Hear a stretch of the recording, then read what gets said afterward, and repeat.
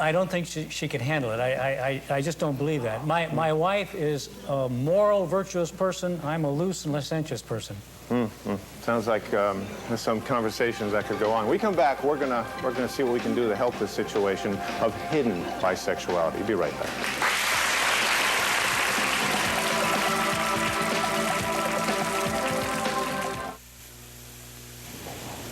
Welcome back. We're talking about bisexuality and the hidden threat to women, and it's real important that we don't increase or create any additional homophobia here. We're here to do the opposite.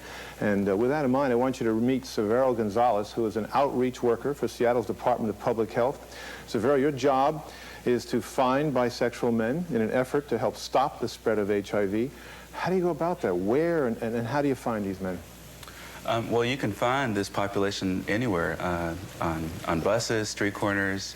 For the focus of our study, we try to find men in public parks and adult-oriented businesses. You're in Seattle. How many of bisexual men have you and your coworkers come up with who are in relationships with women?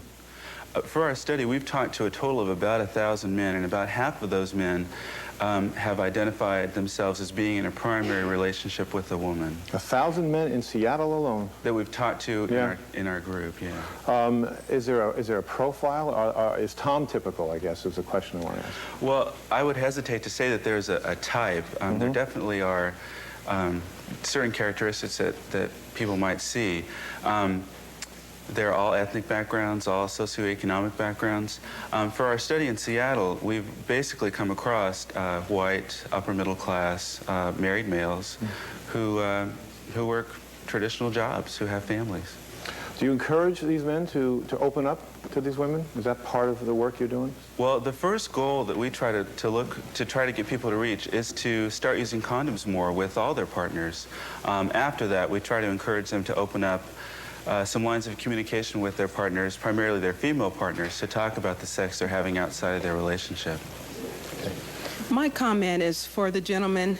You know, I'm kind of, when I saw the Marie come out, it just did something to me, you know, and I'm thinking about even your wife. If you don't want to tell her, but think about the lady sitting right next to you, you know, and all that you see, what she's going, you heard what she said, what all she's suffering with.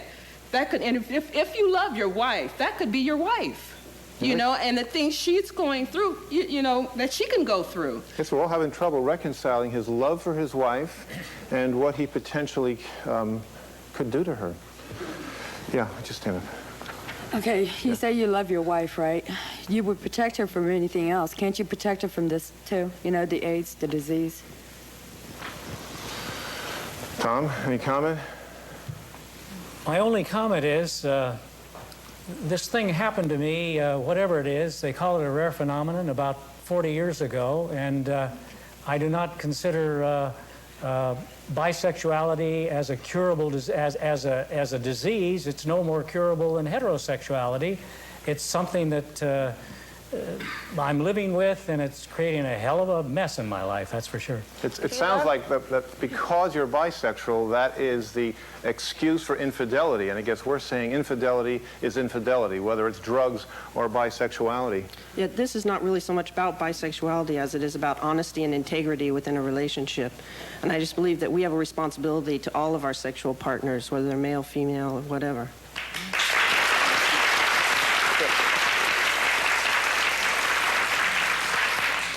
Yes, I'd like to ask Tom, do you feel that this is some kind of disease or something, or have you seen psychiatric help, or are you trying to find the basis of your relationship with this male?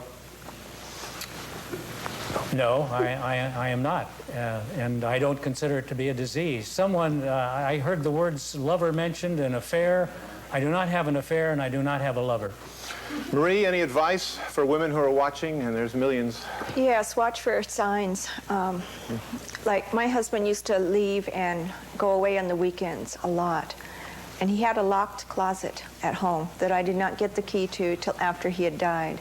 And in there was this bag that he always took with him, and it was just full of sex toys and whatnot. And That was real hard. Just watch. I mean, don't be afraid to question your husband or... Openness, communication, honesty. Thank you, Tom, Marie, and Severo. Some further advice in a moment. Stay with us.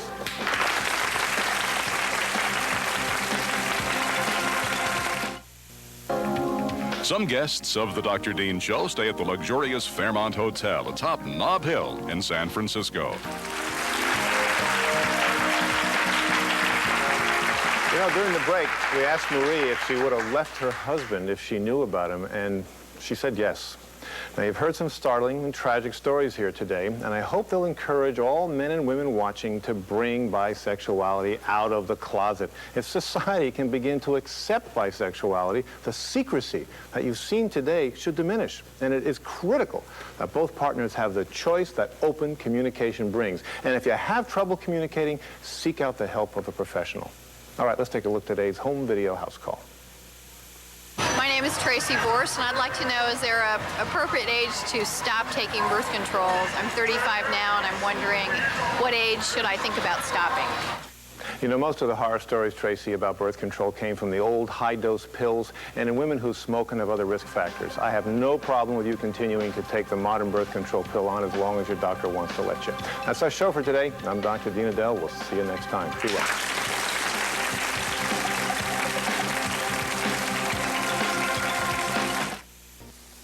On the next Dr. Dean, animal rights versus human life. Without animal research, I probably wouldn't be alive. On the next Dr. Dean.